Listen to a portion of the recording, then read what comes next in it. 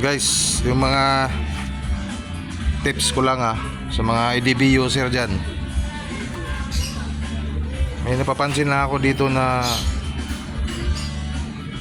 mga kailangan ito pa nag-washing tayo. Ito yung yan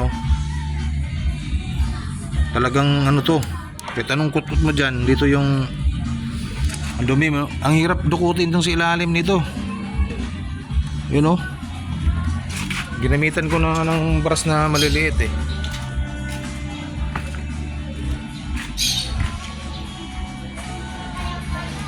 Ayan.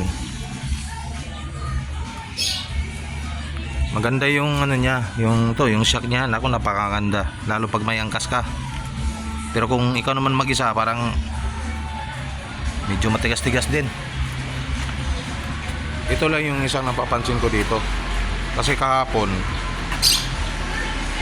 nagwashing ako sa yung hulog-hulog na tagli 5 piso.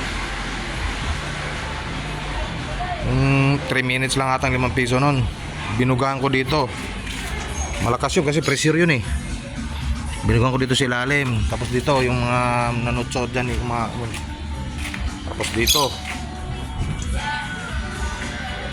sa harap binugaan ko dito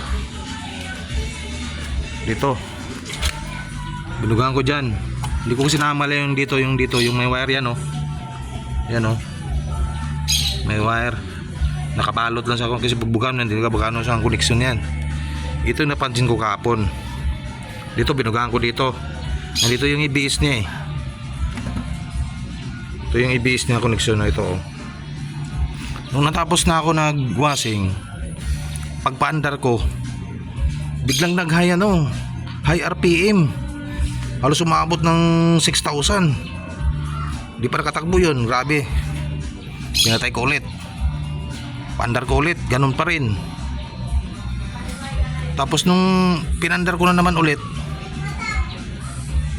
ganun pa rin. Pagpatay ko, pag on ko ulit, ayun, nag-check engine. Wala, namobrelma na ako kasi nag-check engine ngayon ang ginawa ko, ano ba yun, alas 4 pa ng hapon kahapon. Tinakbo ko ngayon sa kasa. Pinadiagnose ko kasi bakit nag-check engine, nag-washing lang ako, nag-check engine. Ang nakita doon sa diagnose, ito mga paps, ito yung connection na to, yung dito sa ABS dito, yan, papunta dito. Ito yan. Ito nakita sa diagnose kasi pinabugahan ko to ng pressure sa tubig dito kasi para gusto ko matanggal yung mga nanutsot doon ito yung dahilan. Kaya tips ko lang sa inyo, pag nagwashing kayo o kaya nagpawashing kayo, ingatan nyo itong sa ABS na to kasi ito nangyari sa akin biglang nag high RPM tapos mamaya nag check engine. Ayun, tinakbo ko sa kasa. Ito yung nakita na diagnose, itong sa ABS nya. Yan, sensitive pala to, sensitive.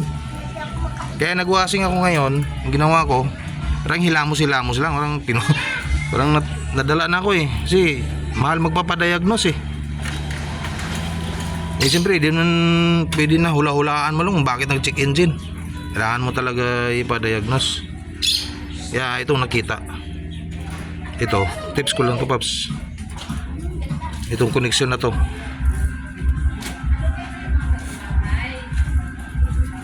Ayan,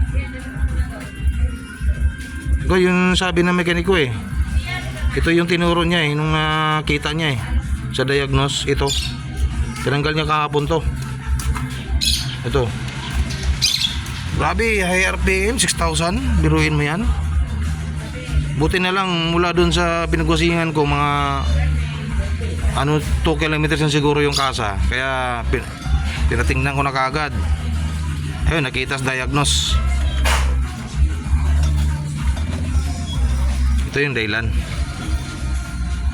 Kaya ingat-ingat tayo dito paps. Ito, magwashing tayo dito. Ingatan natin to kasi problema tayo kasi pag nakita may check engine, nako. Parang sakit na sa ulo kasi kabago-bago check engine agad. Kaya tips. Salamat Paps sa baka makaka-encounter kayo ng ganito.